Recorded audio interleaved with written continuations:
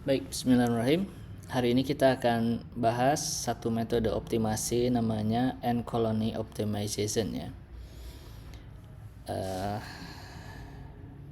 Ini adalah pokok bahasan. Nanti kita awali dengan konsep semut ya, atau cerita semut dalam Al-Quran. Ya ini supaya ada perbedaan aja ya, bahwa kita ini UIN gitu ya.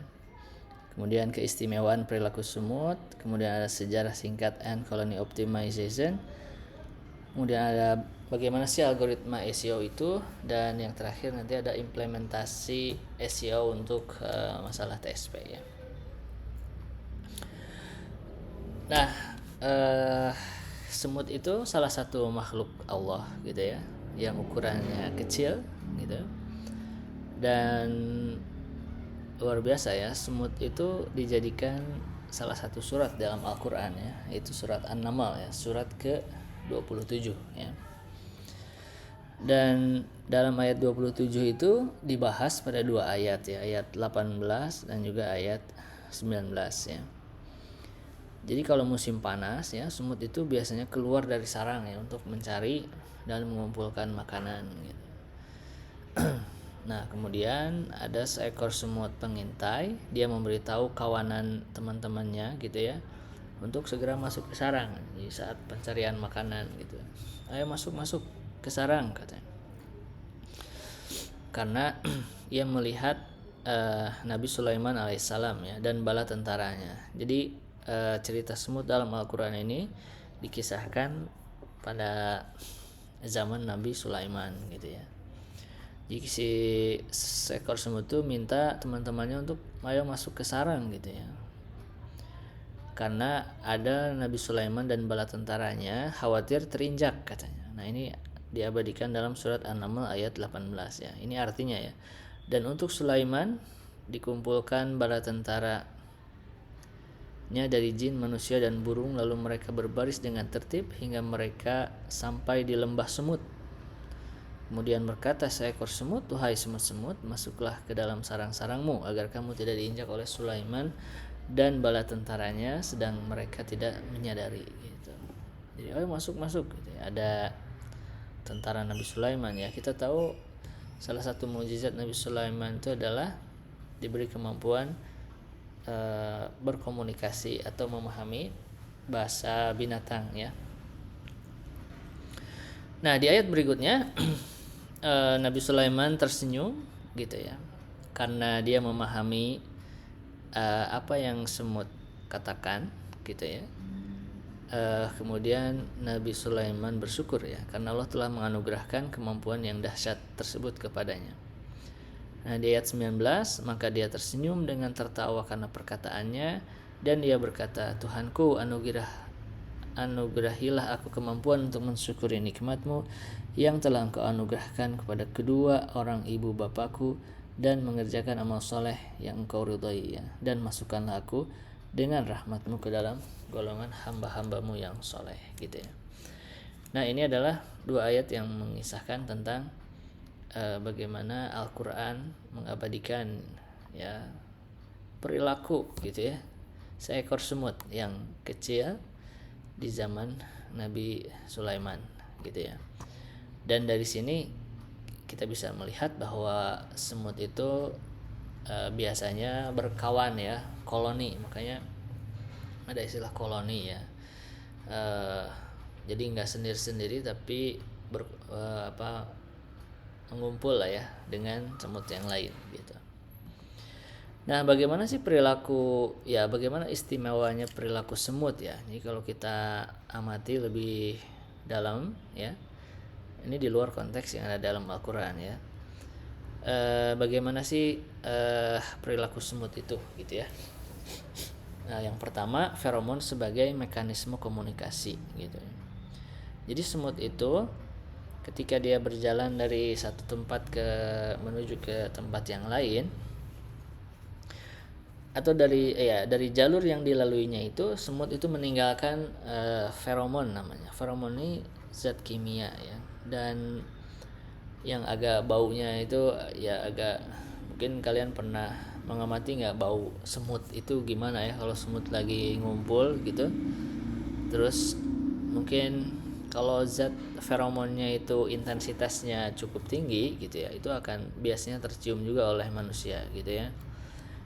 Dan itu adalah zat kimia yang ditinggalkan oleh feromon ketika dia zat kimia yaitu feromon yang ditinggalkan oleh semut ketika dia ya berjalan gitu ya, melewati jalur yang dilalui gitu. Dan ini biasanya dijadikan alat komunikasi untuk semut yang lain ya, untuk menuju ke sumber makanan gitu. Jadi mungkin semut yang pertama duluan gitu ya mencari jalan, dia yang akan mencari sumber makanan, dan semut yang lain tuh ngikutin gitu ya dari belakang. Itulah makanya biasanya semut tuh berbaris gitu kan. Kenapa dia bisa berbaris, kenapa dia bisa melalui jalur yang sama, itu karena dia mengikuti jejak-jejak feromon yang ditinggalkan oleh semut-semut yang ada di depannya gitu ya. Kemudian yang kedua, semut selalu mencari solusi yang lebih baik gitu ya. Jadi ketika semut mencari sumber makanan itu, ketika ada halang rintangan gitu ya di tengah-tengahnya, pokoknya semut itu bisa mencari rute terpendek gitu, yang lebih efisien gitu ya. Jadi nggak muter gitu ya. Jadi dari satu tempat ke satu tempat tuh dia akan mencari rute terpendeknya gitu, nggak yang muter gitu ya, nyari atau sambil jalan-jalan gitu. Pokoknya dia bisa mencari rute yang lebih baik. Nah itulah salah satu keistimewaan dari semut ya. Kemudian yang ketiga, kemampuan navigasi dan adaptasi ya. Nah ini, jadi ketika jalur yang dilalui oleh semut itu ada gangguan, maka semut bisa tetap menemukan jalan alternatif yang baru gitu ya. Atau gini aja, mungkin kalian coba gitu ya, ada semut lagi berbaris gitu ya jalan, terus kalian simpen satu benda yang menghalangi rutenya itu ya, simpen aja deh di tengah-tengahnya gitu kan. Nah maka apa yang akan dilakukan semut ya, semut akan mencari alternatif gitu ya, antara dia ke kiri atau ke kanan gitu kan. Nah jadi artinya apa? Artinya ketika ada gangguan, semut bisa beradaptasi untuk mencari solusi gitu ya.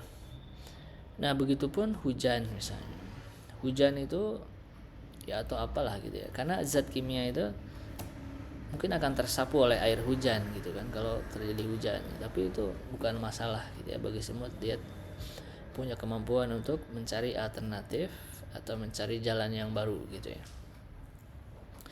tidak pantang menyerah gitu ya. Dan yang keempat itu adalah kolaborasi dan kerjasama,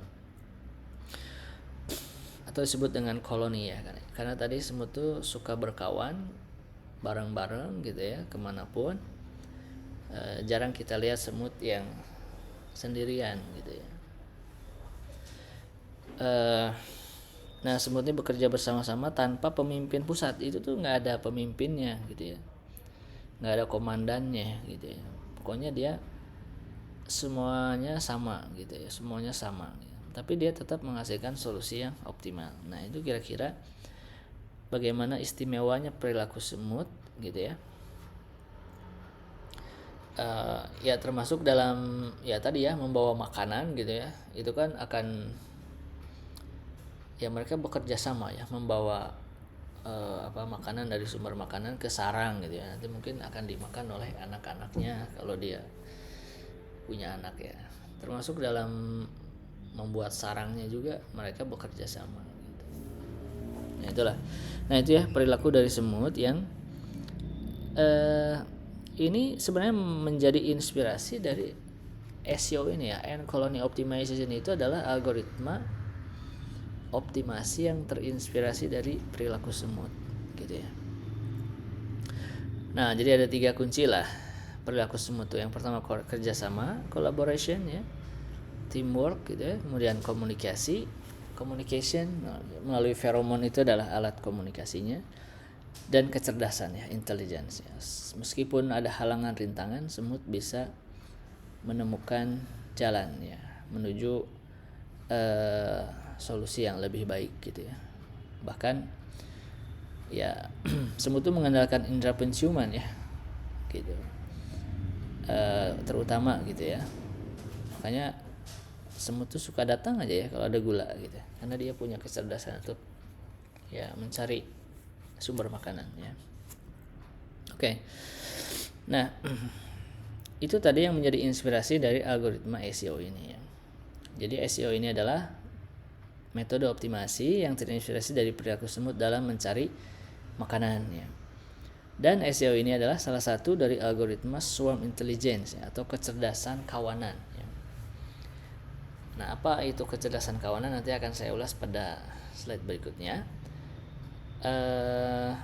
Dan SEO ini bisa digunakan untuk menyelesaikan berbagai masalah optimasi ya. Misalnya ada penjadwalan, ada rute jaringan ya, atau pencarian rute kendaraan, atau bisa juga pengoptimalan portofolio investasi ya. Kalian bisa search di Google Scholar tentang riset-riset yang menggunakan algoritma SEO ini ya, dan sudah banyak diaplikasikan dalam berbagai masalah optimasi ya. Nah, dalam SEO ini ada dua prinsip utama yang itu menjadi inspirasi dari algoritma ini, didasarkan pada perilaku semut. Ya, yang pertama itu adalah meninggalkan jejak feromon ketika mereka menemukan makanan, ya, menemukan jalur, ya, pokoknya jalur yang dilalui dan menemukan makanan itu akan ditinggalkan feromon ya. Dan feromon itu zat kimia itu ada penguapannya ya, lama-lama akan menguap kalau tidak ditambah lagi feromonnya. Dan yang B, semut-semut akan mengikuti jejak feromon tersebut untuk mencari sumber makanan yang sama gitu ya. Jadi zat feromon itu akan menjadi acuan bagi semut yang lain untuk mencari sumber makanan yang sama gitu ya. Nah, ini kira-kira bagaimana ilustrasi ya dari perilaku semut gitu. Nest ini adalah sarang, food ini adalah makanan gitu ya. Jadi kalau ya semut itu akan bergerombol gitu ya. Mungkin ini ilustrasinya agak acak ya, biasanya berbaris gitu. Tapi mungkin ini deketan ya, karena ini di zoom ya. Jadi terlihat agak ada yang ke atas ke bawah, pada dalam skala kecil ini sebenarnya mereka masih dalam barisan yang sama gitu ya. Kemudian kita lihat gambar yang di sebelah kanan. Misalnya kita tiba-tiba menyimpan hambatan, obstacle ya, menghalangi jalur semut ini dengan suatu benda di tengah-tengah jalan, maka semut itu dia masih punya kemampuan untuk mencari alternatif jalan ya. Kita lihat di gambar kiri bawah ini gitu ya. Mungkin ada yang ke kiri ya, mungkin ada juga yang ke kanan gitu ya. Nah, ada yang ke kiri dan ada yang ke kanan. Tapi lambat laun ya, seiring berjalannya waktu ya, karena semut ini punya kemampuan untuk mencari rute terpendek, dia akan semut-semut berikutnya itu akan bergerak lebih memilih ke kiri gitu ya. Karena ini lebih dipilih oleh, atau kandungan feromonnya lebih banyak ya, atau karena lebih sering dilalui. Jadi konsepnya semakin sering dilalui, ketika suatu jalur itu ya sering dilalui oleh semut, maka zat feromonnya itu akan semakin banyak gitu ya, dibandingkan dengan rute yang jarang dilalui gitu ya konsepnya. Nah, sebelum saya bahas tentang bagaimana algoritma SEO itu ya, karena tadi sempat disinggung bahwa SEO ini adalah salah satu metode optimasi dalam kelas swarm intelligence atau kecerdasan kawanan, maka di sini akan saya ulas dulu ya, karena ini penting penting sebagai awalan ya, karena SEO ini kita bahas di awal. Dan maksudnya cukup berbeda dengan metode-metode yang sebelumnya kita pelajari ya, seperti nearest neighbor, kemudian local search ya, yang kemarin minggu lalu kita bahas ya. Agak ya, ini sangat berbeda konsepnya gitu ya. Apa itu perbedaannya? Ya ini, kecerdasan kawanan ini gitu ya. Makanya akan saya ulas dulu ya. Nah, kecerdasan kawanan itu ada tiga poin penting lah. Yang pertama ada desentralisasi dan kolaborasi. Jadi maksudnya itu adalah hewan-hewan itu dia berkelompok dan nggak ada pemimpinnya, nggak ada pemimpin pusatnya. Jadi mereka ya statusnya sama ya, meskipun ya dalam semut itu mungkin ada ratunya gitu ya, tapi dia biasanya tinggal di sarang ya kan, nggak ikut keluar mencari makanan gitu ya. Dan agen individu berinteraksi lokal untuk mencapai tujuan global gitu ya. Misalnya kalau dalam semut ya, tujuan globalnya itu adalah mencari makanan. Dan setiap individu, setiap semut itu dia berinteraksi secara lokal ya. Lokal itu maksudnya ya melalui feromon itu gitu ya. Kemudian yang kedua ada adaptasi dan optimasi. Jadi sistem dapat beradaptasi dengan lingkungan dan menemukan solusi optimal melalui mekanisme sederhana gitu ya. Jadi jejak feromon yang ditinggalkan oleh semut, contohnya dalam semut ya, itu menjadi acuan gitu ya, menjadi acuan dalam bagi semut untuk mencari rute terpendek. Jadi ketika semut dihadapkan pada dua rute gitu ya, yang rute pertama misalnya intensitas feromonnya lebih banyak ya dibandingkan dengan rute yang kedua, maka dia akan memilih rute yang ke satu gitu ya. Karena ketika intensitas feromonnya itu lebih banyak, itu pertanda bahwa jalur tersebut itu lebih sering dilalui oleh semut yang lain ya, karena dianggap rutenya terpendek gitu atau lebih pendek gitu. Dan punya kemampuan adaptasi juga tadi ya. Jadi ketika dikasih hambatan, halangan, rintangan, semut tetap bisa mencari alternatif jalannya. Kemudian yang ketiga, kecerdasan kawanan atau swarm intelligence ini adalah kumpulan algoritma ya yang terinspirasi dari alam ya. Jadi banyak sekali algoritmanya yang termasuk ke dalam algoritma dalam swarm intelligence ini ya, kecerdasan kawanan. Misalnya semut tadi udah dibahas ya, ada SEO ya. Kemudian ada juga yang terinspirasi dari burung gitu ya. Kita lihat dalam gambar di bawah ini gitu ya. Kawanan burung dia sedang menari-nari di atas langit gitu ya. Mungkin kalau di kita agak jarang lihat ya. Nah, tapi kalau kalian search di YouTube misalnya itu itu bagus sekali ya. Bagaimana bentuk-bentuknya ubah-ubah. Ini nggak ada pemimpinnya. Ini nggak ada pemimpinnya ya. Mereka bergerak ke sana kemari itu. Jadi seperti ya gimana temennya gitu. Temennya bergerak ke sini kebanyakan ya dia akan ke sini gitu. Kayak gitulah. Jadi itu nggak ada pemimpinnya. Nggak ada yang memimpin. Sekarang gerak ke sini, sekarang gerak ke sana dan seterusnya. Itu nggak ada. Gitu. Semuanya punya status yang sama. Ikan juga sama ya, ikan yang ada di gambar sebelah kanan itu juga sama ya, mereka berperilaku nggak ada ketuanya, nggak ada pemimpinnya ya, mereka murni berdasarkan kawanan ya gitu. Atau lebah ya, ada bee algorithm dan masih banyak lagi ya. Nah dalam kuliah ini nanti kita akan bahas beberapa algoritma yang terinspirasi dari alam ini ya. Dan sekarang kita bahas bagaimana SEO ya terinspirasi dari perilaku semut.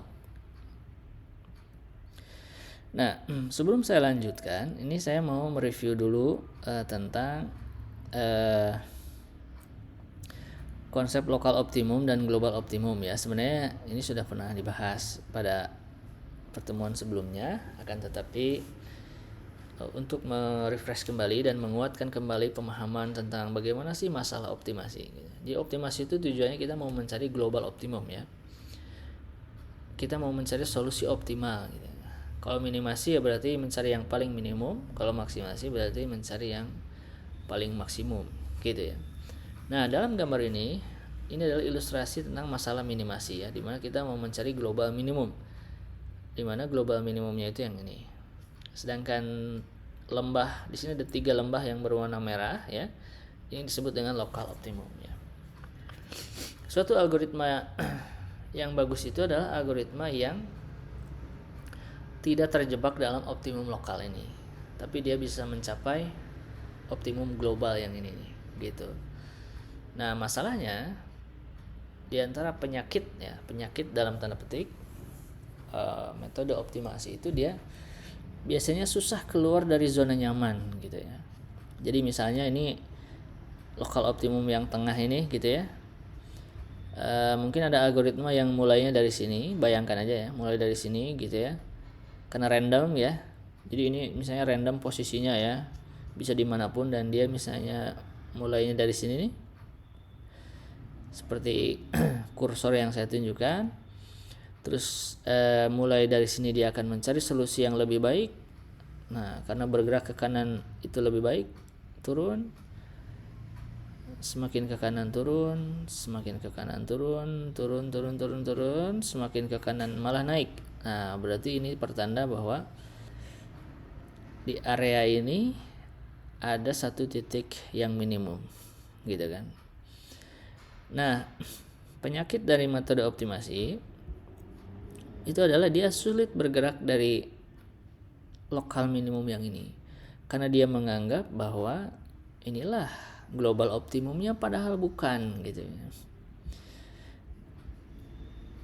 ya. Dia sebut ini minimum ya karena dia hanya melihat di sekitar ini aja. Iya, itu memang paling minimum. Dia belum menjelajah ke area yang lain gitu. Bayang ya, dia belum menjelajah ke area yang lain gitu. Ini yang disebut dengan susah keluar dari zona nyaman ya gitu. Susah keluar dari zona nyaman. Nah, oke. Saya lanjut dulu ya. Nah, metode optimasi ya yang berbasis pendekatan ya. Artinya kita bukan mau mencari solusi eksak, solusi optimalnya sebenarnya. Ya, mudah-mudahan kita dapat solusi optimalnya, tapi sebenarnya tujuannya itu adalah mencari solusi yang hampir optimal ya, atau menuju optimal dengan waktu yang relatif singkat. Itu disebut dengan heuristik kan ya. Dan ada 2 pendekatan ya heuristik itu. Yang pertama ada single agent. Nih ya, kurang agent ya, single agent. Dan juga ada yang berbasis populasi. Single agent itu apa? Single agent itu artinya, nah ini beberapa perbedaan ya dari jumlah entitas nih ya. Kalau single agent itu dia dalam proses pencariannya itu hanya menggunakan satu agen ya. Satu agent tuh maksudnya kalau dia hewan ya satu ekor lah gitu. Terus apa bedanya sama yang berbasis populasi? Kalau berbasis populasi itu banyak agentnya, banyak ya, bekerja bersama-sama gitu. Contohnya apa ya? Contohnya ketika kita bahas kemarin tentang local search ya, masih ingat ya, local search gitu. Kita awali dengan satu rute random, misalnya di awal diacak, kemudian dengan berbagai operator local search ya, itu kan solusi itu akan diubah-ubah ya kan, menjadi solusi yang baru gitu ya. Terus dicek apakah lebih baik atau tidak dengan solusi sebelumnya, gitulah ya. Nah, itu yang disebut dengan satu agent ya, satu agen. Jadi solusinya itu hanya satu gitu. Tapi kalau yang heuristik berbasis populasi ya, itu artinya agentnya itu banyak gitu. Atau gini lah, kalau single agent ya dalam SEO ya, dalam semut itu kayak semutnya tuh satu gitu. Tapi kalau dalam berbasis populasi itu semutnya banyak gitu. Atau gini lah, dalam analogi lain misalnya ini yang sering saya contohkan ya, karena menurut saya mudah difahami lah. Jadi misalnya ada satu lapangan bola ya, kita kehilangan satu koin gitu ya, satu koin di lapangan bola itu gitu. Terus kita akan mencari di mana koin itu berada gitu ya. di lapangan bola itu, di mana koin itu berada. Nah, ketika melakukan pencarian itu kan ada dua kemungkinan ya. Apa mau dicari oleh seorang atau oleh beberapa orang gitu ya, melakukan pencariannya gitu. Nah, oleh seorang bisa nggak nyari koin di lapang bola? Ya bisa ya. Kalau oleh 10 orang bisa nggak? Bisa juga gitu. Apa bedanya antara dicari seorang dengan dicari oleh 10 orang? Ya bedanya dengan dicari oleh 10 orang harapannya pencariannya bisa lebih cepat ya kan, dibandingkan dengan oleh seorang gitu. Oleh seorang juga mungkin, tapi proses pencariannya mungkin butuh waktu yang lama gitu dibandingkan dengan 10 orang. Karena kalau kebayang nggak kalau 10 orang, oke kamu cari sebelah sini ya, nanti kamu cari dari situ, kamu cari dari situ, dan seterusnya ya. Kita sebar gitu di lapangan bola itu, terus masing-masing mencari di area mereka masing-masing gitu. Ketemu nggak si koinnya gitu. Nah, itu ya perbedaan antara single agent dengan population base ya. Nah, ini ada hubungannya sama eksplorasi dan juga eksploitasi ya. Ya. Oke. Nanti akan saya ulas tentang perbedaan dua ini ya pada slide berikutnya. Saya lanjut dulu ya. Pendekatan mengandalkan perbaikan iteratif satu solusi. Jadi kalau yang single agent itu dia hanya mengupdate satu solusi aja gitu. Jadi dia punya satu solusi di awal, terus diupdate ya dengan cara tertentu, misalnya dapatlah satu solusi yang baru gitu. Nah, kalau yang population base itu dia misalnya punya 10 agent gitu ya, 10 individu. Nanti di iterasi berikutnya akan menghasilkan 10 individu yang baru kayak gitu. Gitu ya. Jadi yang satu hanya satu solusi yang diubah-ubah. Kalau yang population base itu misalnya 10 solusi yang diubah-ubahnya. Nah, itu bedanya. Ya, memang sih kalau 10 solusi yang diubah-ubah, satu iterasinya itu butuh waktu yang lebih lama ya. Karena bedanya kalau yang single agent itu kayak dia hanya mengubah satu solusi aja yang diubah-ubah. Kalau yang population itu misalnya populasinya ada 10, maka yang diubah-ubah ya 10-10-nya itu. Nah, contoh algoritmanya apa? Kalau yang single agent itu ada simulated annealing, ada tabu search gitu ya. Nah, kalau yang population based ada genetic algorithm, algoritma genetika. Ini yang akan nanti kita bahas setelah UTS ya. Kemudian ada end colony optimization, ada juga particle swarm optimization ya.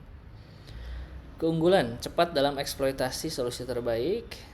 Oke, nanti kita akan bahas apa itu eksploitasi. Nah, lebih robust dalam solusi global. Robust itu maksudnya lebih handal ya. Jadi dia lebih tahan terhadap berbagai situasi, halangan dan rintangan gitu ya. Kelemahannya apa? Rentan terhadap solusi lokal. Jadi kalau yang single agent itu kelemahannya itu dia bisa terjebak atau mudah terjebak dalam solusi lokal atau optimum lokal ya gitu. Kalau population itu kelebihannya ya dia bisa lebih cepat ya mendapatkan solusi globalnya gitu. Karena dia punya mekanisme untuk keluar dari zona nyaman tadi ya atau optimum lokal. Cuma kelemahannya yang population base itu adalah dia lebih lambat ya. Kenapa lebih lambat ya? Karena lebih banyak yang harus dia hitung, lebih banyak yang harus diupdate solusinya ya. Kalau ada 10 ya 10-10-nya harus diupdate. Jadi kalau yang single agent kan hanya satu. Nah, ini yang disebut ini perbedaan antara eksplorasi dan eksploitasi. Tadi ada istilah eksplorasi, ada eksploitasi ya. Kalau definisinya bedanya itu, kalau eksplorasi itu mencari solusi baru di seluruh ruang pencarian. Kalau eksploitasi memperbaiki solusi terbaik yang sudah ditemukan. Gitu. Jadi kalau eksplorasi itu dia punya kemampuan untuk menjelajahi ruang-ruang yang baru dalam ruang pencarian gitu. Kan masalah optimasi itu ruang pencariannya bisa rumit ya, atau bisa besar dan kompleks gitu kan. Nah kalau eksplorasi itu dia ya dia punya kemampuan untuk menjelajahi ruang-ruang yang baru gitu ya. Nah kalau eksploitasi itu memperbaiki solusi terbaik yang sudah ditemukan. Nah ini yang disebut dengan zona nyaman tadi ya, atau optimum lokal lah. Jadi dia fokus pada area tertentu aja, itu eksploitasi. Atau mungkin gini ya, supaya mungkin analogi lain ya, supaya lebih mudah kegambar ya. Misalnya Pertamina gitu ya. Pertamina ini salah satu BUMN ya kan. Dan dia punya beberapa tempat galian gitu ya, tambang. Nah, eksplorasi itu lebih ke si perusahaan itu mencari tempat-tempat yang potensial ya, tempat-tempat baru untuk penambangan gitu ya, untuk penambangan minyak bumi misalnya. Itu disebut dengan eksplorasi ya. Kalau eksploitasi itu ya udahlah, kita fokus aja ke tempat penambangan yang sudah ada, kita keruk gitu ya, kita maksimalkan minyak bumi yang ada di situ, kita optimalkan ya. Yang namanya eksploitasi ya, kadang istilah negatif ya eksploitasi itu ya kan, karena dia memanfaatkan ya konotasinya kadang negatif ya, eksploitasi memanfaatkan lah gitu, memanfaatkan dengan maksimal gitu. Nah gitu ya, bisa membedain antara eksplorasi dan eksploitasi ya. Nah dalam optimasi, eksplorasi itu dia lebih, nah mungkin saya kembali ke gambar ini ya. Jadi kalau eksploitasi itu misalnya tadi dia mulainya di sini ya, kemudian dia bergerak ke sekitar tetangganya. Kalau ke kiri kan nanjak nih ya kan, dia kan bergeraknya ke kanan karena dia lebih kecil, karena ini tujuannya minimasi ya kan. Bergerak lagi ke kanan, bergerak lagi ke kanan. Nah ini disebut dengan eksploitasi ya. Jadi dia hanya fokus pada area tertentu dalam ruang pencarian. Ini ruang pencariannya dari sini sampai sini ya, kebayang ya, dari sini sampai sini ruang pencariannya. Eksploitasi itu dia hanya fokus di area tertentu aja. Jadi dia maksimalkan aja di sini nih, mencari solusi yang minimumnya di mana. Oh ternyata di sini minimumnya. Nah kalau eksploitasi ya ketika dia sudah sampai sini cukup gitu. Cuma masalahnya ini bukan global optimumnya gitu kan. Nah kalau eksplorasi itu dia lebih visioner gitu, lebih visioner. Kita cari tempat-tempat lain yang lebih potensial gitu, yang ya supaya keuntungan yang kita hasilkan lebih banyak gitu. Jadi dia cari tempat galian yang baru gitu. Kalau dalam penambangan ya, nah ini yang membedakan antara single base, single agent sama population base ya. Jadi kalau population base itu karena yang melakukan pencariannya hanya seorang, dan seorang itu akan ditempatkan secara random atau satu agent. Kalau dia mulainya di sini ya, kemungkinan dia di sini terjebaknya. Kalau dia mulainya di sini, kemungkinan di sini akhirnya. Kalau dia di sini, kemungkinan di sini gitu.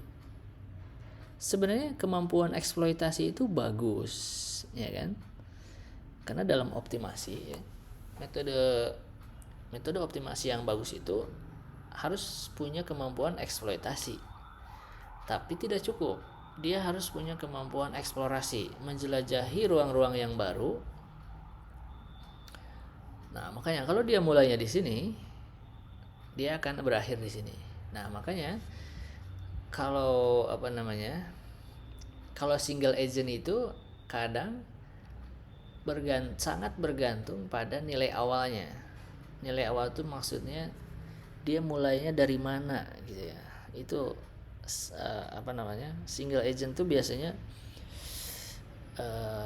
sangat bergantung pada populasi inisial solusi ya, solusi awalnya gitu ya. Kan ini di random nih solusi awalnya, karena kita nggak tahu di mana posisi yang bagus gitu kan.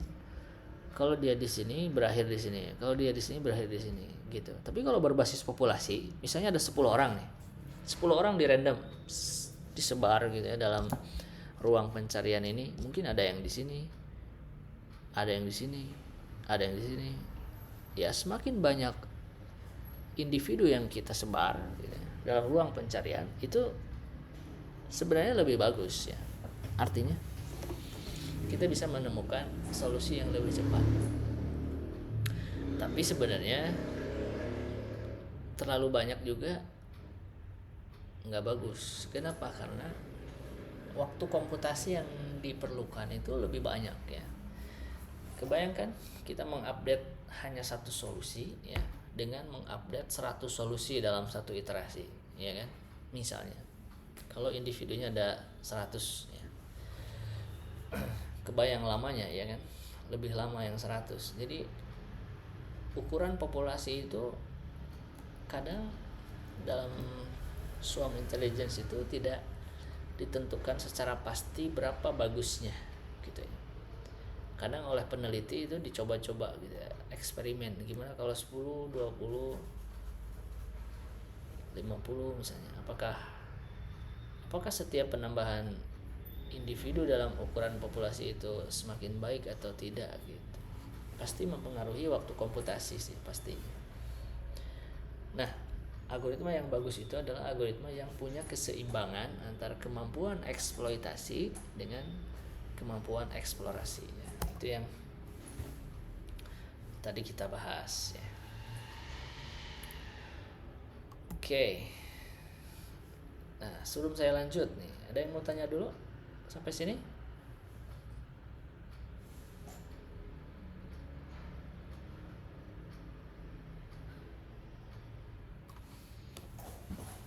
Oke, kalau tidak ada, saya lanjut ya ke sejarah singkat.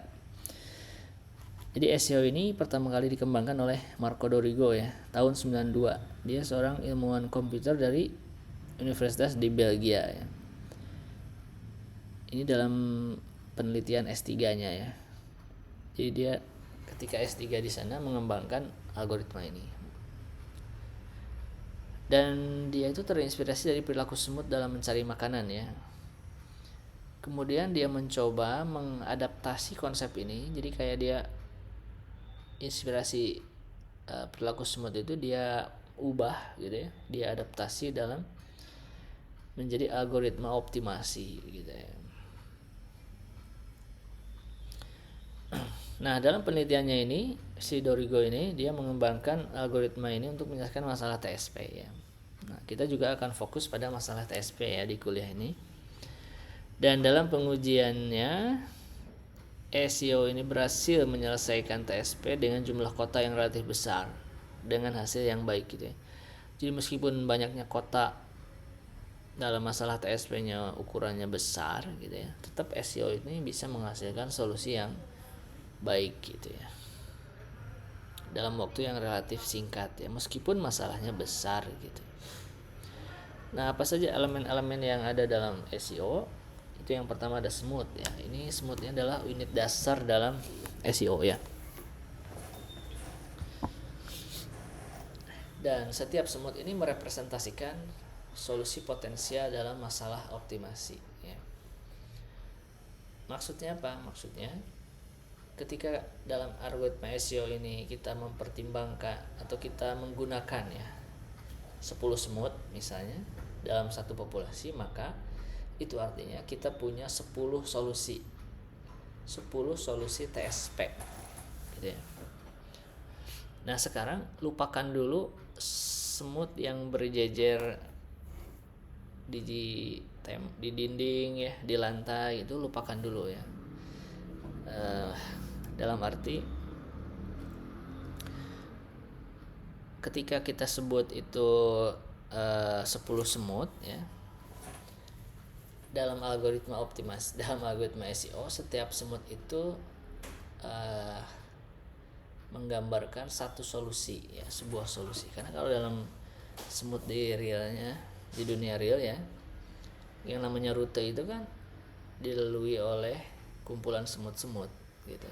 Jadi semut-semut tuh berada dalam satu rute yang sama kan gitu ya. Tapi dalam SEO ini makanya lupakan dulu lah semut yang berjejer di lantai, di dinding yang menghasilkan satu rute gitu. Itu lupakan. Karena dalam SEO ini setiap semut itu menggambarkan satu solusi TSP ya. Jadi kalau semut satu itu rutenya ke sini, kan gini ya, TSP itu kan kita mencari rute terpendek mengunjungi sejumlah kota ya, dan kemungkinannya banyak sekali. Oke.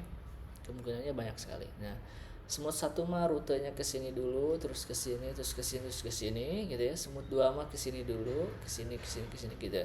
Kebayang ya? Jadi ketika kita menggunakan 10 semut dalam algoritma ini, itu artinya kita punya 10 solusi. 10 solusi TSP yang berbeda. Mungkin beberapa ada yang sama, nggak masalah. Tapi biasanya berbeda satu sama lain gitu ya. Kemudian ada juga environment atau lingkungan. Lingkungan ini maksudnya ya ada berapa kota gitu ya, yang akan kita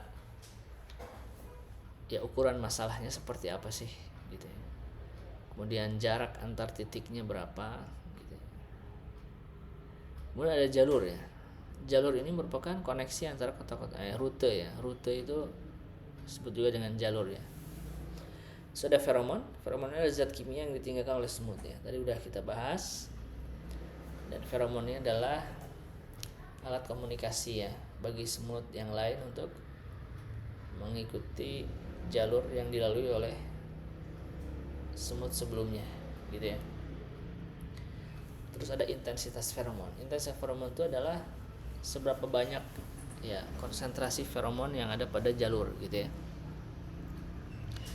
Masih ingat tadi ketika semut itu dihadapkan pada dua jalur ke kiri atau ke kanan, maka mungkin dia akan cium baunya gitu ya. Tercium bau feromonnya lebih banyak mana nih, ke kiri atau ke kanan. Dan semut itu akan memilih jalur yang intensitas feromonnya lebih besar, kecenderungannya gitu. Terus ada juga penguapan feromon. Feromon itu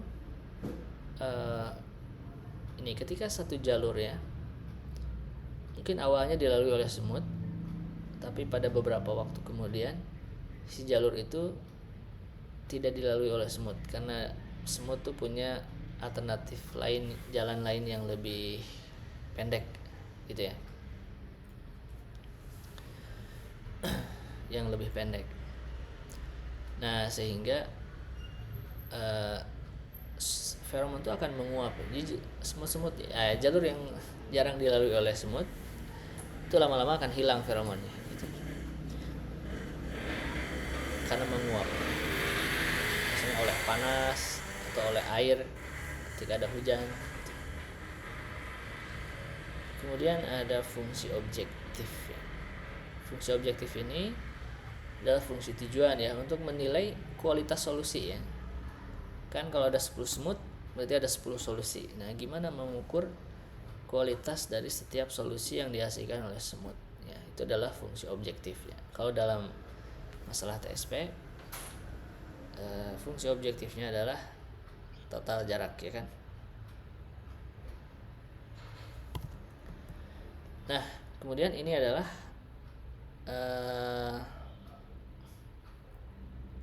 langkah-langkah algoritma TSP untuk masalah algoritma SEO untuk masalah TSP. Jadi yang pertama, inisialisasi ya. Kita tentukan berapa jumlah semut yang akan kita gunakan dalam algoritma ini. Seperti yang saya sampaikan, itu nggak ada aturan.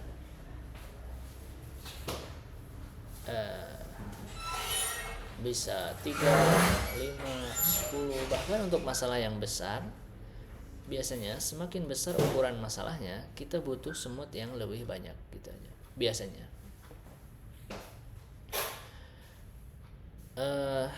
Kemudian buat semut-semut virtual dalam setiap kota dalam TSP. Maksudnya itu semut virtual tuh ya karena ini bukan semut beneran ya, semut bohongan gitu. Jadi misalnya masalah TSP yang kita punya ini ada 10 kota gitu ya, maka semut-semutnya itu disebar gitu ya di beberapa kota. Maksud disebar itu waktu apa ya, posisi mulainya itu kita set kayak beda-beda gitu, nggak masalah. Mungkin ada yang mulai dari kota 1, semut 2 mulai dari kota 2 misalnya, semut 3 mulai dari kota 3 ya gitu ya. Kemudian tentukan parameter yang diperlukan seperti tingkat penguapan feromon. Nah, berapa tingkat penguapan feromonnya? Misalnya 50% kah? Cek. Ini ada gangguan jaringan nih kayaknya.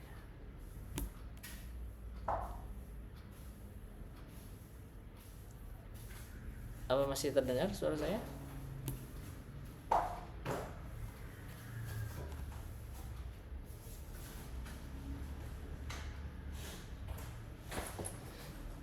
Cek.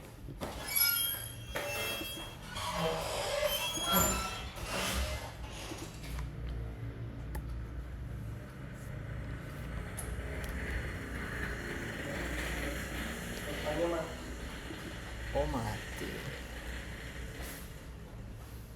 Terus.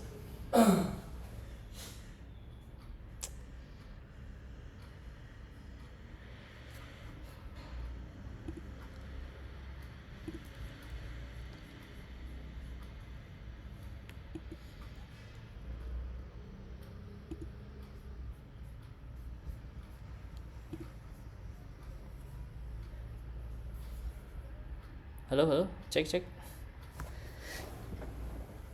Suara saya terdengar? Oh, oke. Tadi koneksi internet saya bermasalah nih. Tadi sampai mana ya? Jangan-jangan dari tadi saya ngobrol aja terus. Sampai mana tadi? Ini udah belum ya? Ini udah belum?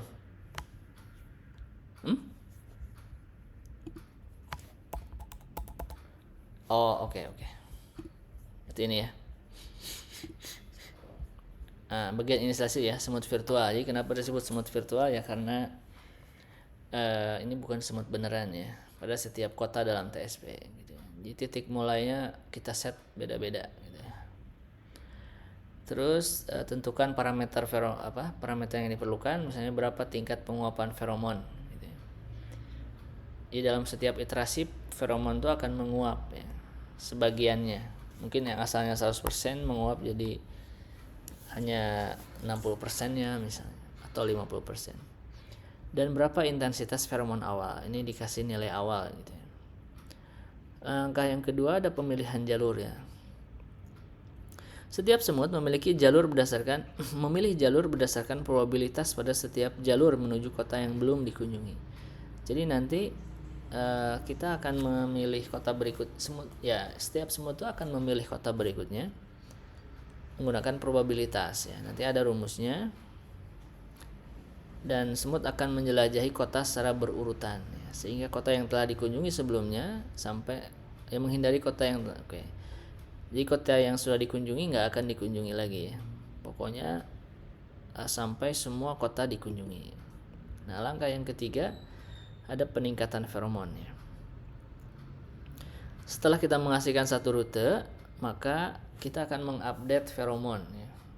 Mengupdate feromon pada jalur yang dilalui oleh semut. Nah, jalur yang ditemukan oleh semut dengan kinerja yang baik akan memiliki ya konsentrasi feromon yang lebih tinggi. Jadi jalur yang dilalui oleh semut itu intensitas feromonnya akan meningkat ya, karena ketika semut melalui jalur itu dia akan meninggalkan feromon ya. Tingkat penguapan feromon pada setiap jalur juga diatur agar feromon tidak terlalu cepat menguap gitu ya. Nah, jadi kita bisa mengatur sendiri tingkat penguapan feromonnya berapa gitu ya.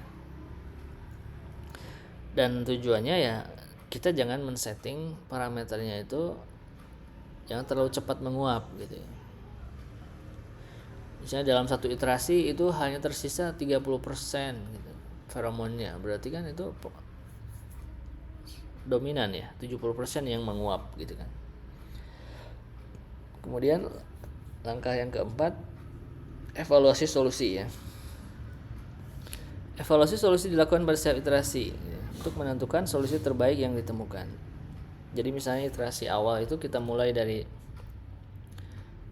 solusi awal ya. Jadi kalau ada 10 semut, berarti kita mulai dari 10 rute yang berbeda gitu. Nanti di iterasi yang pertama itu kita akan menghasilkan 10 solusi yang baru. Nah, terus kita ukur gitu, kita evaluasi ya. Bagaimana kualitas dari setiap solusinya. Ya, pakai fungsi objektif itu ya. Kalau dalam TSP berarti hitung jaraknya. Dan yang terbaik itu yang jaraknya lebih pendek gitu. Terus ulangi proses pemilihan jalur atau langkah 2 tadi ya, dan peningkatan feromon dilakukan pada setiap iterasi hingga kondisi berhenti terpenuhi. Kemudian kondisi berhenti dapat berupa jumlah iterasi yang diinginkan atau mencapai solusi optimalnya. Jadi kondisi penghentian algoritma SEO ini bisa karena sudah mencapai limit iterasi ya. Jadi misalnya kita tentukan di awal algoritmanya akan di-run sampai 100 iterasi misalnya. Jadi kalau udah sampai 100 iterasi ya udah selesai gitu. Atau bisa juga berdasarkan waktu komputasi, bisa juga sih. Bisa diatur ya. Misalnya setelah 10 menit ini akan berhenti gitu ya. Ya udah, kita anggap solusi setelah 10 menit itu adalah solusi yang terbaik yang dihasilkan oleh algoritma itu misalnya. Atau bisa juga di sini mencapai solusi yang optimal. Tapi disebut solusi optimal itu berarti kita harus tahu dulu ya solusi optimalnya berapa gitu ya. Nah, dalam beberapa masalah TSP itu memang sudah diketahui masalah solusi optimalnya berapa sehingga kita bisa mengukur kualitasnya ya. Oke. Nah, tadi kan di langkah yang kedua, ketika semut itu sudah ditempatkan di satu titik, satu kota, kemudian dia akan memilih kota lain yang belum dikunjungi, maka dia akan bergeraknya itu ke kota mana yang akan dikunjungi itu menggunakan probabilitas ya, menggunakan peluang ya. Ini adalah PKRS, ini adalah probabilitas dari semut K.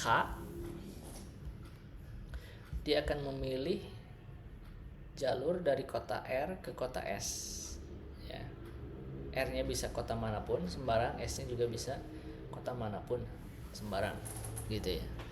Jadi kenapa ada K di sini? Ya karena kita menggunakan beberapa semut ya. Jadi probabilitas dari semut 1, semut 2 dan seterusnya itu bisa berbeda meskipun untuk jalur yang sama gitu ya. Oke. Kemudian rumusnya itu di sini berbentuk proporsi ya. Proporsi antara yang bagian pembilang ini ada perkalian antara tau dan eta ya. Tau ini menunjukkan intensitas feromon. Jadi kalau tau RS ini menunjukkan intensitas feromon pada jalur dari kota R ke kota S ya. Berapa sih kadar feromonnya gitu ya. Terus dipangkatkan alfa. Kemudian hasilnya akan dikalikan dengan eta, di mana eta ini adalah visibilitas jalur dari kota R ke kota S yang bergantung pada jarak antara kota R dan kota S gitu ya. Ini visibilitas ya. Visibilitas itu berhubungan dengan jarak. Nah, di sini di bawah nih, visibilitas itu dihitung dengan cara 1/D. D ini adalah jarak ya. 1/jarak. Visibilitas itu kayak daya lihat lah gitu ya. Atau jarak pandang gitu ya. Atau daya lihat lah gitu. Semakin jauh kota S dari kota R, maka itu kan daya lihatnya kecil ya kan. Makanya di sini visibilitas itu berbanding terbalik dengan jarak ya. Makanya 1/D gitu. Semakin besar D-nya, semakin besar jaraknya, visibilitasnya akan semakin kecil. Ya itu maksudnya kayak gitu. Kalau kita lihat ke arah gunung gitu ya, mungkin kita nggak bisa melihat rumah yang ada di gunung gitu, karena saking kecilnya ya. Karena visibilitas itu berbanding terbalik dengan jarak. Semakin jauh benda itu kita lihat, maka daya lihatnya akan semakin kecil gitu ya. Oke, itu visibilitas ya. Jadi pembilangnya itu perkalian antara intensitas feromon dan visibilitas, di mana visibilitas ini berhubungan dengan jarak ya, berbanding terbalik dengan jarak, dan nanti akan dipangkatkan beta, terus dibagi dengan sum ya, sigma dari perkalian antara intensitas feromon dengan eta. Jadi ini totalnya ya, untuk semua rute ya, untuk semua rute yang belum dikunjungi ya. Jadi gini, sigma U elemen dari MK ya. MK ya, di sini ada keterangannya, himpunan kota-kota yang belum dikunjungi. Jadi semua kota-kota yang belum dikunjungi itu kita kalikan, jadi ini adalah totalnya. Dan probabilitas yang atas ini piecewise ya, fungsi dengan dua kondisi. Kondisi pertama itu kalau S-nya itu adalah elemen dari MK. S itu ini ya. Jadi kalau kota tujuan dari R itu adalah kota yang belum dikunjungi, maka berlaku yang ini, probabilitasnya. Tapi kalau S-nya itu udah dikunjungi, maka probabilitasnya 0 gitu ya. Nah, alfa itu apa? Parameter untuk mengontrol pengaruh intensitas feromon. Jadi alfanya ini kita bisa atur ya. Terus betanya pengaruh jarak gitu ya. Seandainya nilai alfanya sama dengan nilai beta, itu artinya kita menganggap tau feromon dan visibilitas ini punya pengaruh yang sama gitu. Jadi kayak 50-50 lah gitu ya. Kayak 50-50.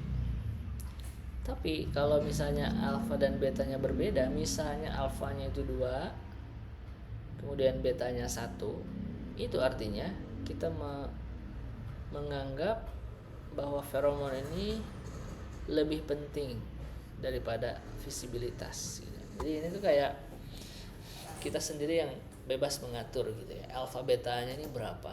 Kalau kita set sama, itu artinya proporsinya sama ya, 50-50 gitu ya.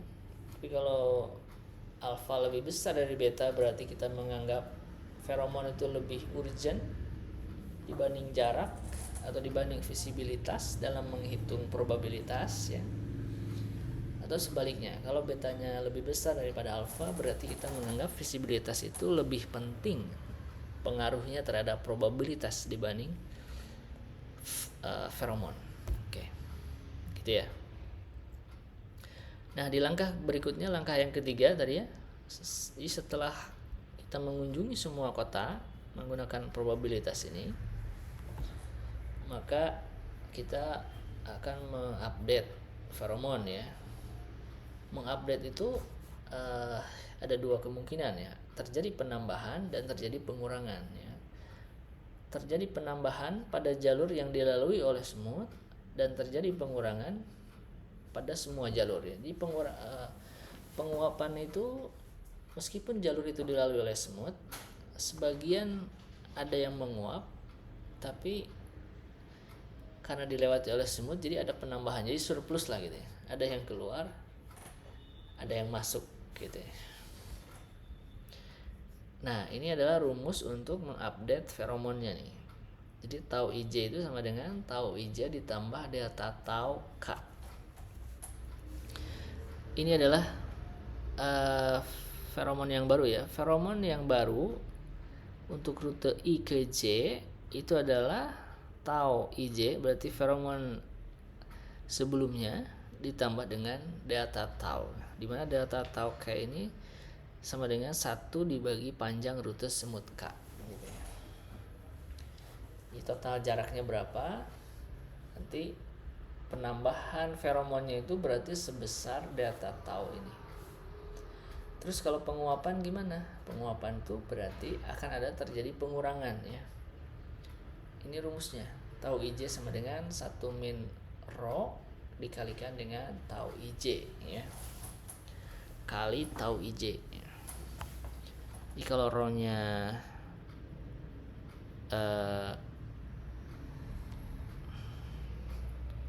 ya 0,5 misalnya. 0,5 itu berarti 50% ya.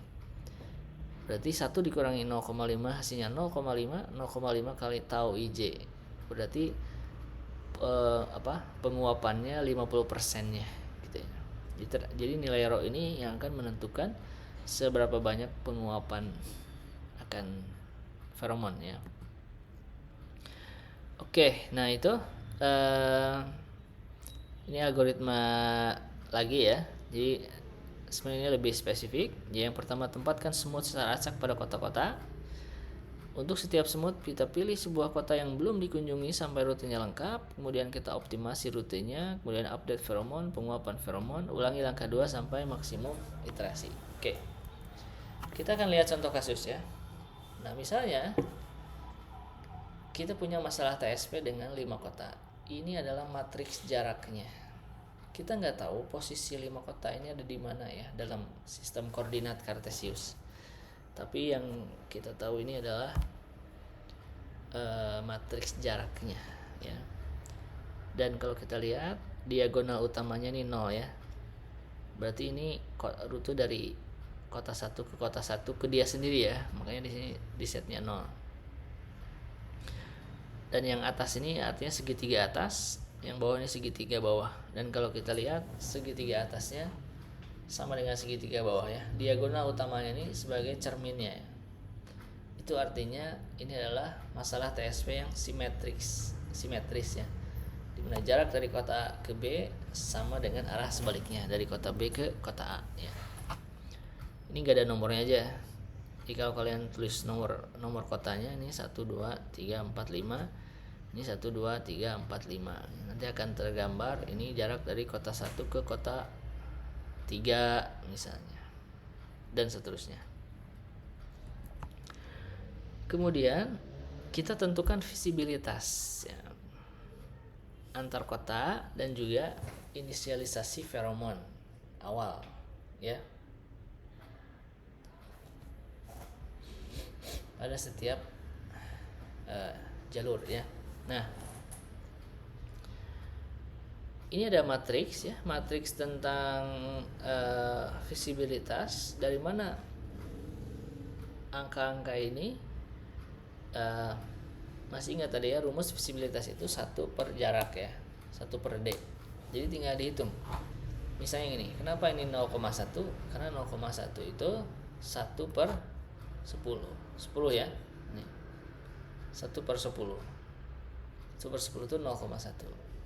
Nanti di sini 1 per 12 berarti 1 per 12 itu 0,0833 ya. Dan seterusnya. Terus feromon awalnya gimana? Nah, feromon awalnya kita buat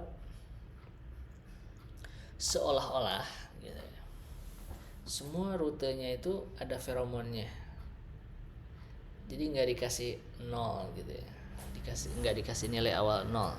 Ya udah, kita kasih aja 1 misalnya. Sebenarnya nggak ada ketentuannya. Yang pasti ini hanya sekedar nilai awal aja. Semua rute itu ada feromonnya gitu ya.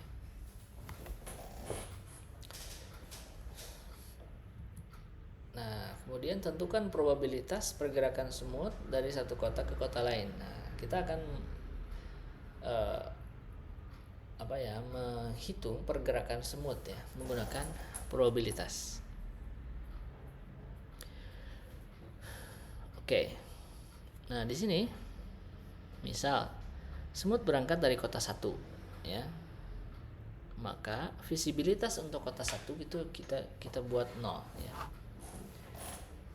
Jadi semut 1 itu misalnya berangkat dari kota 1 ya. Karena dia berangkat dari kota 1, berarti nggak mungkin si semut itu mengunjungi kota satu, ya kan? Makanya di sini kolom pertamanya visibilitasnya kita buat 0. Kan kolom pertama ini maksudnya visibilitas dari yang pertama ini, berarti visibilitas dari kota satu ke kota satu. Yang 0, yang baris 2 ini visibilitas dari kota 2 ke kota 1 gitu. Nah, karena kota 1, jadi ini semuanya mengarah ke kota 1 ya. Semuanya mengarah ke kota 1, tapi karena kota satunya adalah kota mulai dan kita nggak mungkin mengunjungi kota ini lagi, makanya kolom kota 1 dibuat 0 ya. Maka matriks visibilitasnya menjadi seperti ini. Nah, misal terdapat 3 semut. Nah, ini masih ingat tadi ini berbasis populasi ya, dan banyaknya semutnya kita bisa tentukan sendiri. Misalnya biar nggak banyak-banyak, kita menggunakan 3 semut, alfanya 1 dan betanya 2. Ini misal ya, berarti ini menunjukkan visibilitas itu atau jarak antar kota ya, itu lebih urgent ya, kontribusinya lebih besar dibandingkan dengan kadar feromon, karena di sini alfanya 1 ya. Masih ingat tadi dijadikan pangkat ya. Nah, kita hitung nih perkalian antara tau dengan eta ya, antara feromon dengan visibilitas dari kota satu ke kota lain ya. Nah, ini misalnya kalau kita berangkat dari kota 1, itu kan ada 4 kemungkinan ya, berangkat ke kota 2, ke kota 3, ke kota 4, dan ke kota 5. Kita hitung perkalian antara tau dan etanya gitu ya. Taunya 1 ya, tadi inisialisasinya kan 1 ya, kali 0,1 kuadrat. Dari mana 0,1? Ya, 0,1 ini adalah visibilitas dari kota 1 ke kota 2. Nah, kita lihat di sini 0,1 nih. 0,1 ini visibilitas dari kota 1 ke kota 2 ya kan. Nanti dikuadratkan dikalikan dengan feromon. Kalau ini kan pangkat 1 ya, dan hasilnya 0,01. Ini adalah perkalian antara tau dengan eta. Dengan cara yang sama, hitung perkalian antara tau dengan eta untuk rute dari kota 1 ke kota 3. Hasilnya ini. Ini untuk kota 4 dan ini untuk kota 5 ya. Terus kita totalkan. Kita sum, jumlahkan semuanya nih, 0,1 tambah ini tambah ini tambah ini, hasilnya 0,0303. Kenapa kita jumlahkan? Karena masih ingat tadi rumus feromon itu dibagi dengan totalnya ya kan, total rute menuju kota yang belum dikunjungi ya. Nah, sehingga probabilitas semut 1 pergi ke kota 1, semut 1 pergi dari kota 1 ke semua kota berturut-turut adalah ini ya, P1. Masih ingat tadi K ya, PK tadi. Berarti kalau K nya 1, berarti ini kita masih membahas semut 1 ya. Peluang semut 1 bergerak dari kota 1 ke kota 2 itu adalah, masih ingat tadi rumusnya, tau kali eta dibagi dengan sigma sum dari perkalian antara tau kali eta ya. Tau etanya 0,01 dari sini, kemudian sigmanya nih dari sini ya. Tadi kita udah jumlahkan semua perkalian ini, dan hasilnya 0,3299. Gimana kalau rute dari 1 ke 3? Hitung kayak tadi, hitung pakai rumus yang sama, didapat ini hasilnya. Untuk rute dari 1 ke 4, hitung dengan rumus yang sama, hasilnya ini. Untuk rute yang keempat dari 1 ke 5, hitung dengan rumus yang sama, hasilnya ini. Oke.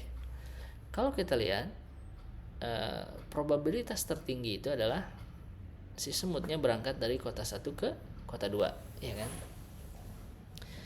Tapi namanya juga probabilitas ya, belum tentu berangkatnya ke kota 2 gitu. Makanya di sini kita harus membangkitkan bilangan acak. Ya, kita bangkitkan bilangan acak untuk menentukan kota yang akan dikunjungi. Ya, jadi meskipun kota 2 ini probabilitasnya tertinggi, belum tentu dia akan ke sini. Tapi semakin besar peluang, maka semakin besar pula peluang untuk dikunjunginya, gitu ya. Nah, jadi misalnya kita bangkitkan bilangan acak nih. Terus nanti kita hitung kumulatifnya. Misalnya bilangan acaknya itu adalah 0,6841, dan karena nilai ini berada di bawah 0,8317, maka kota berikutnya yang dikunjungi adalah kota 4. Kita harus menghitung kumulatifnya ya.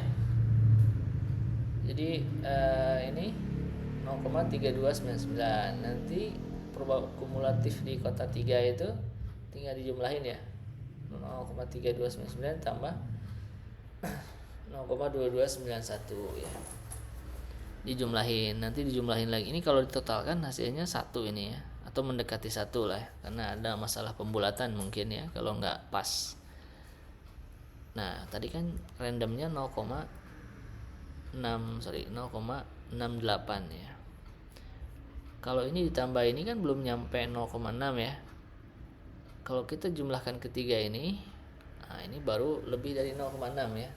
Makanya kota 4 inilah yang terpilih katanya sebagai kota berikutnya, karena berdasarkan bilangan acak yang dibangkitkan, dia berada pada kumulatifnya itu berada pada 4 ini, kota 4. Oke, gitu ya. Nah, jadi kota tujuan berikutnya oleh semut 1 itu dari kota 1 dia akan pergi ke kota 4.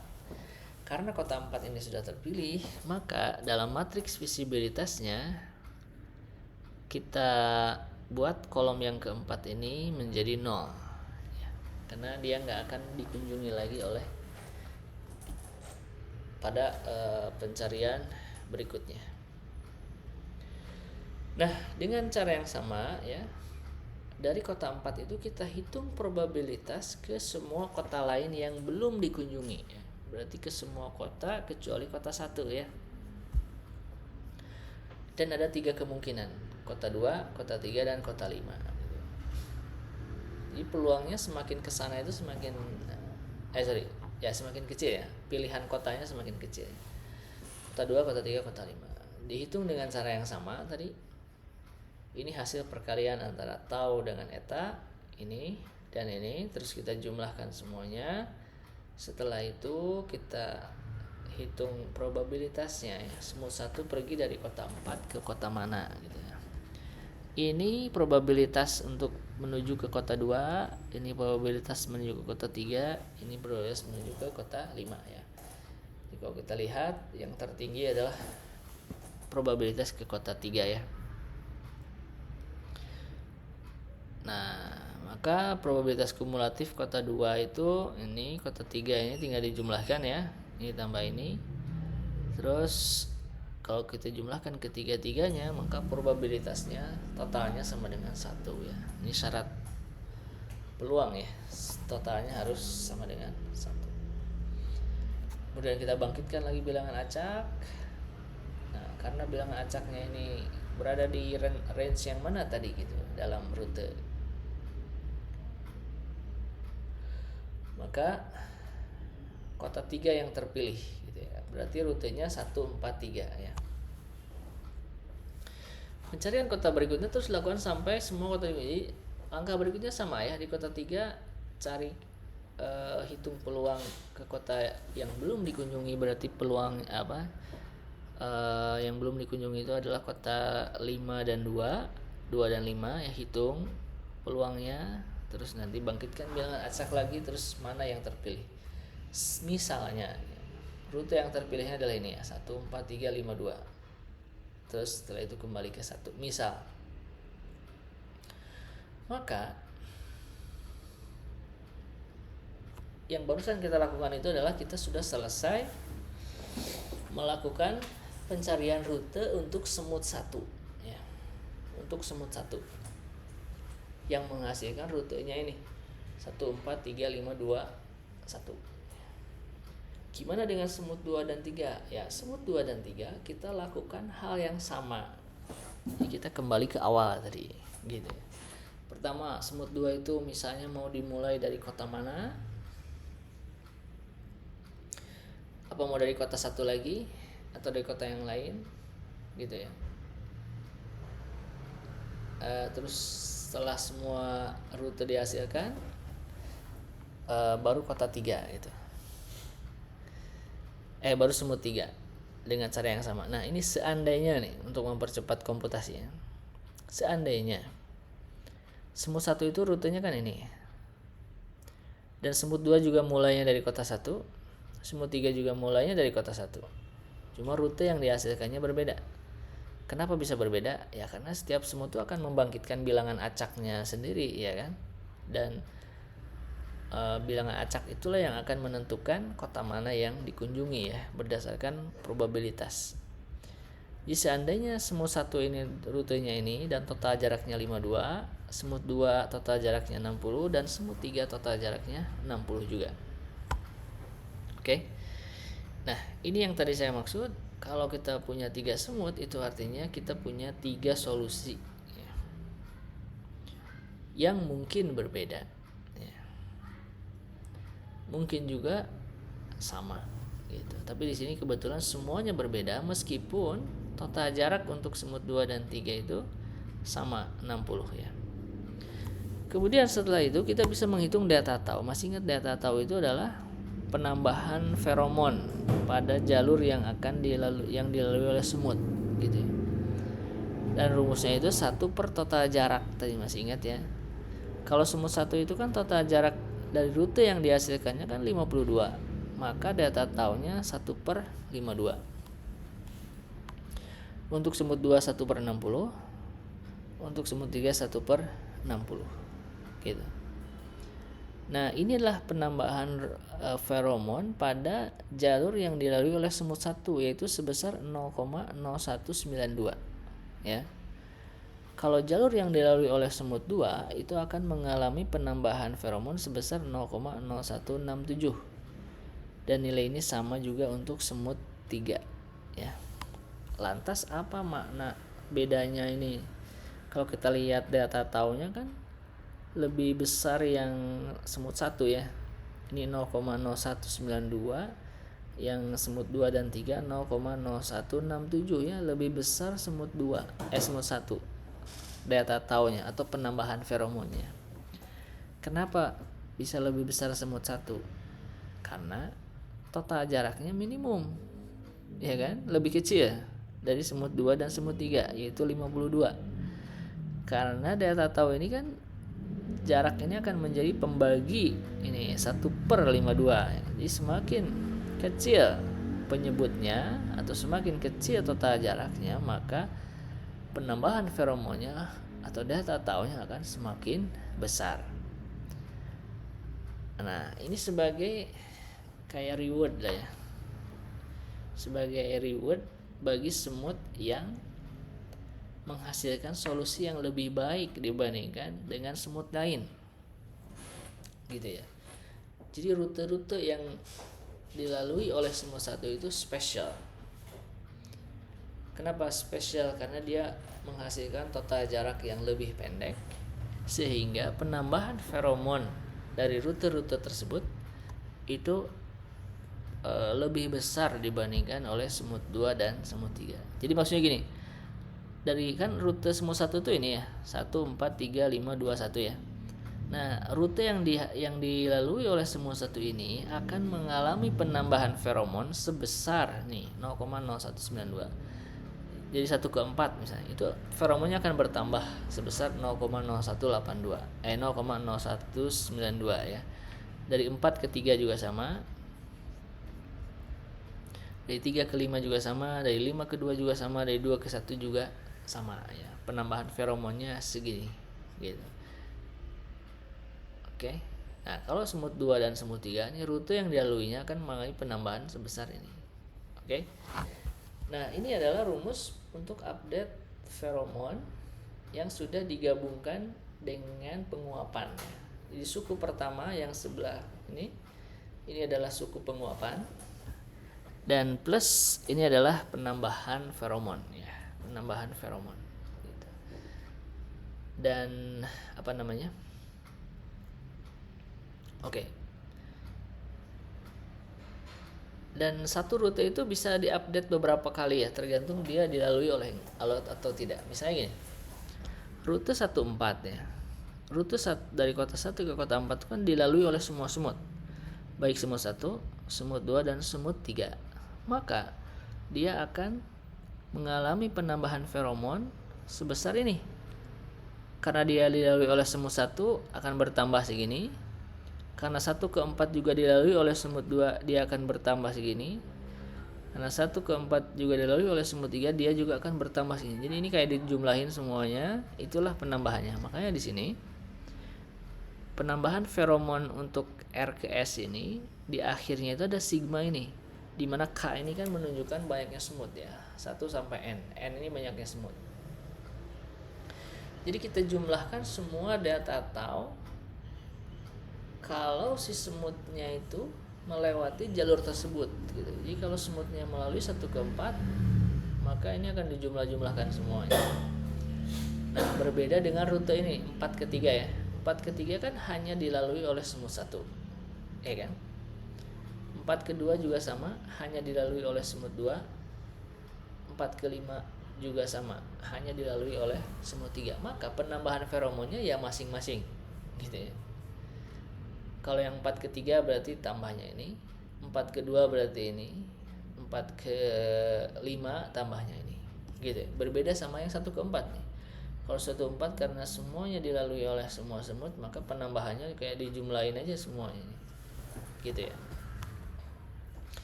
Dan ini penguapannya nih ya. Ini penguapannya. Jika kalau 0,5 berarti tersisa hanya 50%-nya. Kalau taunya 0,6 berarti penguapannya 60%, berarti yang tersisa hanya 0,4.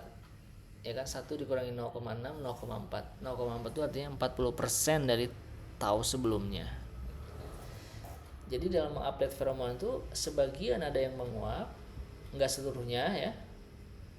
Dan sebagai akan terjadi penambahan feromon kalau dia dilalui oleh semut. Oke, nah jalur yang dilalui semut akan mengalami tadi udah ya. Nah kita update nih, lihat nih, update feromon oleh semut 1 ya. Kan tadi asalnya itu feromon awal itu semuanya 1 nih, semuanya 1. Misalnya di sini, di sini belum dituliskan ya. Jadi rho-nya itu atau parameter penguapannya itu misalnya 0,5 ya. Berarti yang menguap 50%-nya ya. Yang asalnya 1 berarti hanya tinggal 0,5 ya. Makanya di sini lihat di tabel yang pertama ini dia banyak 0,5 ya. 0,5 0,5. Sebenarnya semuanya 0,5 awalnya. Karena terjadi penguapan sebesar 50% ya. Tapi kenapa di beberapa tempat di sini ada 0,5192? Nah, ini terjadi karena ada penambahan feromon gitu. Lihat di sini 0,5192 ini ada di baris pertama kolom keempat. Berarti ini rute dari kota 1 ke kota 4. Masih ingat tadi? Dari kota 1 ke kota 4 itu akan mengalami penambahan feromon sebanyak 0,0192. Nah, ini ditambahkan ke 0,5 hasilnya jadi 0,5192 gitu ya. Bisa dipahami ya? Nah, begitupun di kota yang lain ya. Jadi pokoknya dicek aja di sini. 4 ke 3 berarti akan mengalami penambahan ini. 3 ke 5, 5 ke 2, 2 ke 1 juga sama gitu. Ini untuk update feromon yang diakibatkan oleh semut 1 ya. Nah, sekarang lihat update feromon oleh semut 2. Kalau kita bandingkan antara tabel semut 1 dengan 2 itu terjadi perbedaan di sini nih. yang asalnya 0,5192 sekarang jadi 0,5359. Dari mana ini penambahannya? Kalau kita lihat, ini adalah baris pertama kolom keempat. Itu karena terjadi penambahan feromon yang diakibatkan oleh semut 2 sebesar 0,0167. Ya kan? Karena di sini semut 14 juga dilalui oleh semut 2. Ya kan? Makanya akan ditambahkan. Jadi kayak kayak ini 0,5192 ditambah 0,0167 dan hasilnya adalah ini 0,5359 gitu ya. Nah, lihat di semut yang ketiga sel yang ini bertambah lagi jadi 0,5526. Itu karena 1/4 juga dilalui oleh semut 3 sehingga dia akan mengalami penambahan feromon sebesar 0,0167 ya. Hasilnya adalah ini. Jadi kota-kota yang tidak 0, yang nilainya tidak 0,5 ini feromonnya, itu artinya dia dilalui oleh semut. Bisa oleh semut 1 saja, bisa oleh semut 2 saja, oleh semut 3 saja, atau oleh ketiga-tiganya semut, atau 2 semut aja misalnya. Ya, berarti dia akan mengalami penambahan. Dan yang feromonnya 0,5 aja nih, berarti ini artinya rute tersebut tidak dikunjungi oleh semut ya pada iterasi yang pertama. Oke. Nah, itu. Ulangi langkah 2 sampai maksimum iterasi tercapai. Jadi ini baru satu iterasi ini. Baru satu iterasi. Iterasi itu maksudnya kita baru menghasilkan ini nih, ini 3 solusi ini nih. Ini rute semut 1, 14352, rute semut 2, rute semut 3 ya. Nanti di iterasi berikutnya kita gunakan langkah-langkah yang sama ya. Gimana caranya? Semut 1 misalnya. Oke, mulainya dari kota 1 lagi nggak apa-apa. Semut 2 juga sama udah. Oke lah, kita mulai dari kota 1 aja juga. Semut 3 juga sama, mulainya dari kota 1. Cuma bedanya ketika si semut 1 itu akan mencari kota berikutnya, itu kan akan ada 4 kemungkinan ya. Bisa kota 2, kota 3, kota 4, kota 5. Nah, sekarang kita menggunakan feromon yang terbaru ini. Gitu. Yang ini nih, yang terbaru ini. Kan nanti pada saat ngitung probabilitas itu kita akan mengalihkan antara feromon dengan visibilitas. Feromonnya bukan yang, kalau tadi kan pakai yang satu ya. Ini ketika kita menghitung tau kali eta, taunya kan satu semua nih, karena memang dikasih nilai awalnya satu semua tadi, ya kan? Ini. Sekarang tabel feromonnya berubah nih, bukan satu. Kalau tabel visibilitas mah nggak berubah ya, karena jarak nggak akan berubah. Tapi feromonnya yang berubah, karena akan terjadi update feromon. Jadi yang satu semua ini sekarang berubah menjadi yang ini, update feromon oleh semut yang terakhir, yaitu semut 3. Jadi gunakan nilai taunya yang ini. Nah, karena nilai taunya berubah,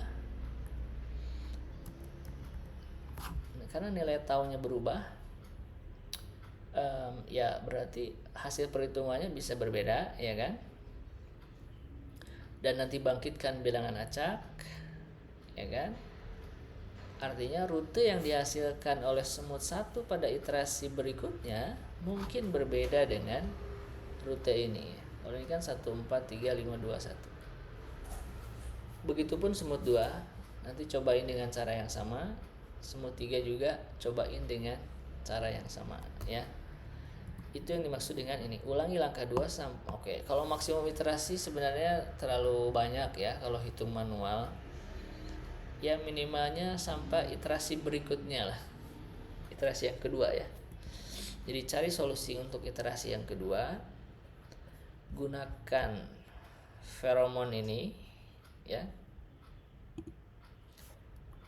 gunakan feromon ini, kemudian lihat nanti hasil rutenya itu seperti apa gitu, dan berapa total jaraknya, apakah akan lebih baik dari ini kan 52 60 60 ya kan. Nah, itu untuk latihan ya di sisa waktu yang ada, atau jadi tugas. Saya jadiin tugas, nanti silakan kerjakan di atas kertas. Nanti slide-nya akan saya kirim. Sampai sini dulu, ada yang mau tanya?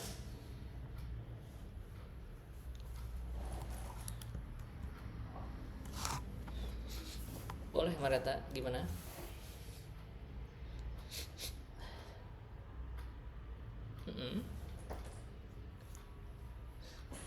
Oke. Boleh. Pakai Excel boleh. Jadi nggak manual ya.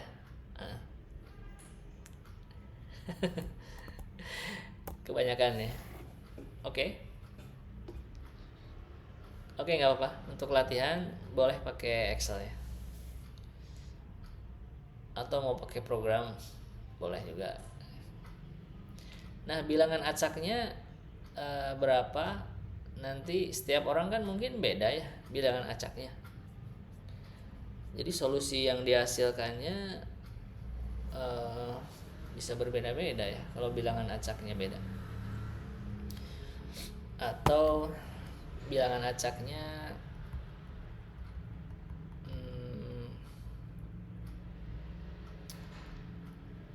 nggak apa-apa sih, beda-beda juga ya. Nggak apa deh, yang penting kalian kan bisa paham ya, tahu cara membangkitkan bilangan acak ya. Di Excel tuh ada rumusnya random atau ren ya. Itu di Google juga banyak cara untuk membangkitkan bilangan acak ya, antara 0 sampai 1 ya. Karena itu yang akan menentukan kota berikutnya ya. Jadi mungkin hasilnya beda-beda nih iterasi kedua ya, antara setiap orang kalian. Nggak masalah, karena yang penting adalah kalian memahami gimana sih cara kerjanya dari algoritma ini. Di pertemuan berikutnya nanti kita akan coba menggunakan program ya untuk mencari solusinya ya. Karena kalau manual kayak gini, meskipun pakai Excel gitu ya, mungkin terbatas ya. Masalahnya kita mungkin butuh beberapa iterasi gitu. Makanya kita akan menggunakan komputer ya, mungkin pakai Python gitu. Oke, ada yang mau tanya lagi?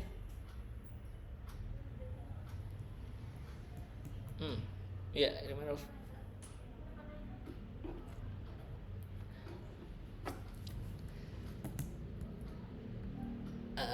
Ini ya.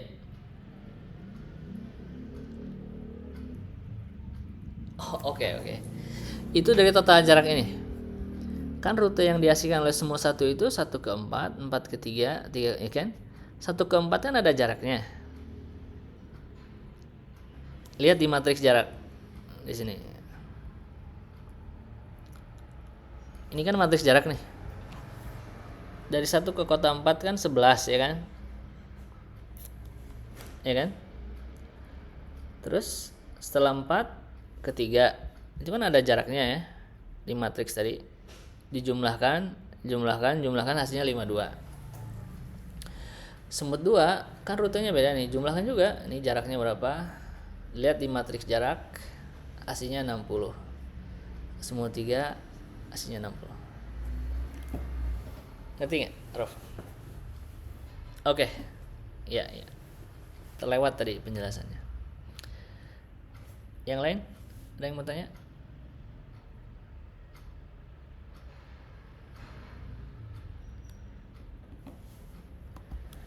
Oke, kalau tidak ada pertanyaan, saya anggap kalian sudah paham.